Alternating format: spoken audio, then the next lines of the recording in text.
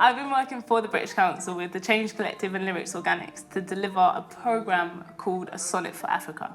Now, A Sonnet for Africa is really looking at Shakespeare's sonnets, well, 4 of Shakespeare's sonnets that I've chosen, and how they can be pulled apart and remoulded into 21st century pieces of poetry, which explore cultural identity. It's been an incredible few days of countries coming together and sharing stories and sharing ideas and philosophies and perspectives and using sonnets as a form for that discourse. So really looking at the narrative structure of a sonnet,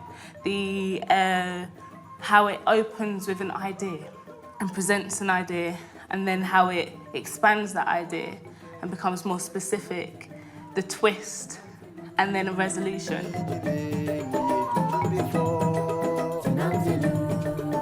Now that we've done the boot camp and both Dan Boyden and Dan Su have arrived, it's going to be more about the production now. So we have a workshop for events management with Dan Su. We have radio interviews. We have enough marketing activities that we're doing. So I think it's the challenge is really going to be balancing all the different activities together.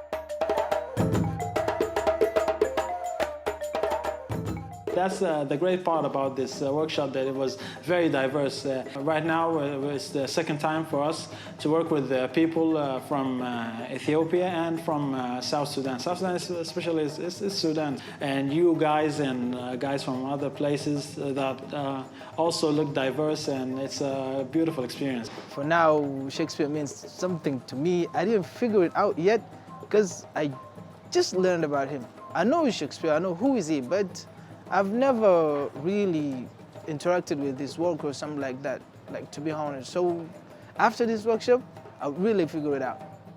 Shakespeare inspired me. After this experiment, now I became a new guy, and I will do my best through writing to help the world, to help changing the world. It's an amazing experience because Shakespeare's pieces have been living in our lives in different ways. As a child, I remember reading Shakespeare and reciting the pieces for myself, the poetries and the fictions, and now here's my chance to say Shakespeare in my own voice, to celebrate Shakespeare, and with that, to celebrate my African identity.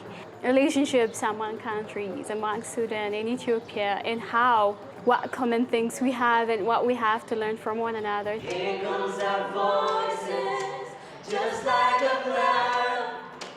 We have anxieties in our love. We are midway through the process, and yeah, it's been going incredibly well. We've picked up the baton from Deanna, and we're now shaping some of what's been coming out of the boot camp. Beginning to introduce some of the kind of theatre elements, some of the production elements. We're ramping up towards the performance on Saturday, which at the moment is looking very exciting. But this group of young people are incredibly talented, and we recognised really quickly that we could push them to create something quite special.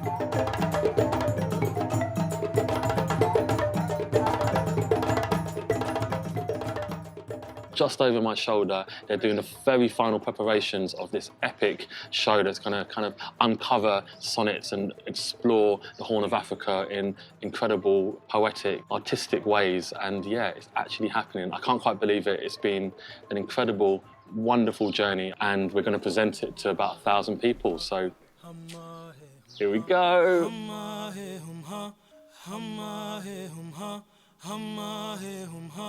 The first eternal breath, the first shuddering war.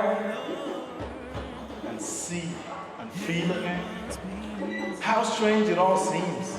You look but do not see. You still can't tell what's real and what's fake.